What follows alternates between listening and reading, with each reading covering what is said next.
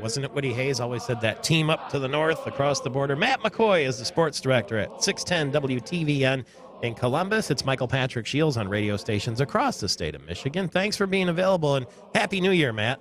Same to you. How are you? I'm excited. We devote the whole show today to Michigan, Ohio State, even though you're more than a 20-point favorite, and we begin to wonder if the bloom has come off the rose, pardon the pun, in this rivalry. What do you think, and what are they saying in Columbus? I don't think it has. I think last year, I think the spread was 13 up there, and, Michigan's a 2-point conversion away from winning that game. So, the sense down here, talking to the players yesterday, was the media day for the players and the coaches, is they totally understand that this game's like no other.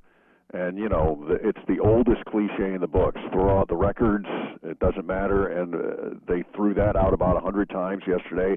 But it was more than just, speaking it. I really think that they believe it, mostly because these guys lived it last year. I mean, that was a very close call, and if Devin Gardner isn't as banged up as he is at the end of the game, maybe Michigan does win that game. So I do think that these guys are ready to go, and even though they have other things ahead of them, like the Big Ten title game, this is the game, and I think they're pretty focused on it. Hey, can you send us Braxton Miller for a year? There's a lot of crazy rumors about Braxton Miller, but I don't know that one's going to come off. But he's not going to. I mean, he's going to go somewhere, isn't he? I don't know. I honestly don't think so. I really don't. What's going to happen next year is who knows. But he's a guy that there have been a lot of rumors about him graduating, going somewhere from Tennessee to Oregon, and you bring up Michigan, but they've never come from him. Now, he hasn't said anything. I mean, during this year, he's been kind of off limits. But he's a guy that grew up in Ohio, wanted to come to Ohio State.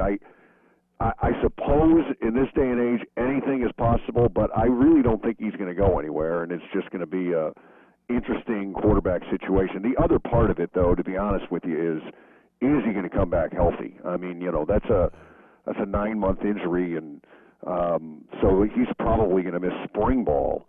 How healthy is he going to be? Is he going to be Braxton Miller of old that is able to throw the ball with a lot of velocity too? So who knows? But I guess if you're Ohio State, it's a good problem to have two quarterbacks like that. Usually it is a bad problem to have, though, is my experience. Well, hey, in the 90s when this series was going Michigan's way, you remember 96, 97, Ohio State had two solid quarterbacks, and they couldn't settle on one and did the two-quarterback system, and it didn't work in the game. Michigan won, beating the Stan Jackson and Joe Germain Buckeyes in both 96 and 97. So you're right. The old saying is if you have two quarterbacks, you don't have any. Right. And Michigan had Demetrius Brown and Michael Taylor. They had that act going for a while, right. too. Yep. And then we had a guy called Tom Brady who was backing up, what's his name there, the really smooth guy from Brighton? Drew Henson. Drew Henson. That's right. That's right. Are you going to wear or I say you, is Ohio State going to wear the traditional uniforms, or are you going with those ugly old throwback things? You know what? That's a great question.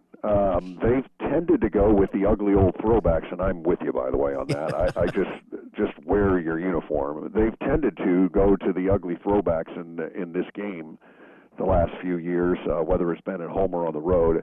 So my guess is they're going to wear some version of the traditional Ohio State uniform, but they have not said that yet. That's a great question. The greatest golfer ever to play at Ohio State is? Jack Nicklaus. Okay, he's a big supporter of the Buckeyes, right?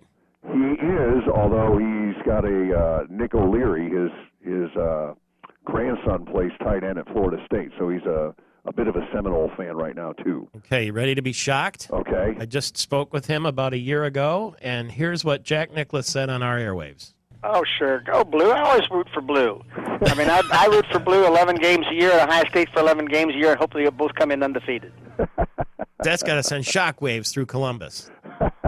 Well, you know what? There are a lot of people in Columbus that feel the same way. That this rivalry is at its best when, 2006 when it was 1 versus 2, and all those years in the 70s and 80s when it was for title. So I would say there is a large, now there are a lot of Ohio State fans that are relishing when Michigan struggles. But there are a lot of Ohio State fans that want Michigan to be the Michigan of old, because that's when the rivalry is at its best. Couldn't agree with you more. We have a big respect here on this program for Ohio State. We love the band and the Script Ohio and the Hang On Sloopy. And what's round on the ends and high in the middle? Ohio. We'll leave it at that for you. Thank you very much, and good luck in the big game, and thanks for being a good sport. We appreciate speaking with you. Hey, no problem, guys. You take care. Matt McCoy, the sports director at 610 WTVN in Columbus, Ohio.